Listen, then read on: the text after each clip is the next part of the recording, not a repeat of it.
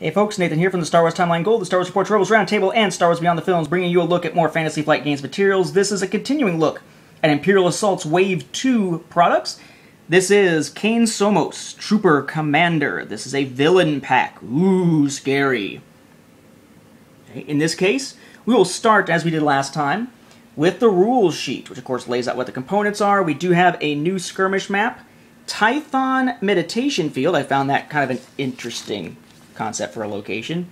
And Strength of Command, a new side mission map that kind of seems reminiscent to me of like being on the Enterprise in terms of that shape, but whatever. Then of course we have our new miniature. This is Kayn Somos. Okay, he's a Trooper Commander. Yet another variant of a Stormtrooper, but a different one than we have seen before. He's the only miniature in this one, making this a $10 pack, $9.95. We of course have his deployment card.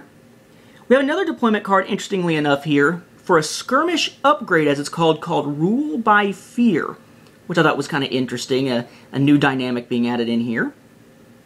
We then have 3 agenda cards as a set here under Stormtrooper support. We have Strength of Command, Military Presence, and Perpetual Reinforcements. This is the one that's going to, if you do it well as the Empire and you come out on top, you get Kayn Somos as a player character, or a character you can take with you, of course, as an ally. You then have your skirmish missions, Balance of the Force, and Chosen of the Force, and 3 command cards. Rank and File, Squad Swarm, Rally the Troops. Again, this one is $10, but very much like R2 and 3PO in our last video, this is basically an expansion that's giving you some command cards, new skirmish missions, new agenda cards and whatnot, that new Rule by Fear, all that stuff. But when it comes down to the actual figure, you're getting a figure for a character here that already had a deployment card, identical to this one, and, well, pretty much identical. This one doesn't have the Twin Suns expansion icon down there in the corner.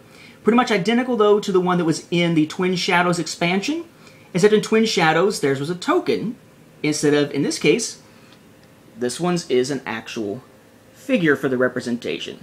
So whether or not you think this is worth $10 to get the figure and the other cards, as opposed to just playing with the deployment card and the token from Twin Shadows, that depends, I guess, on how much you like Kayn Somos or want to add to your library of options when playing Imperial Assault.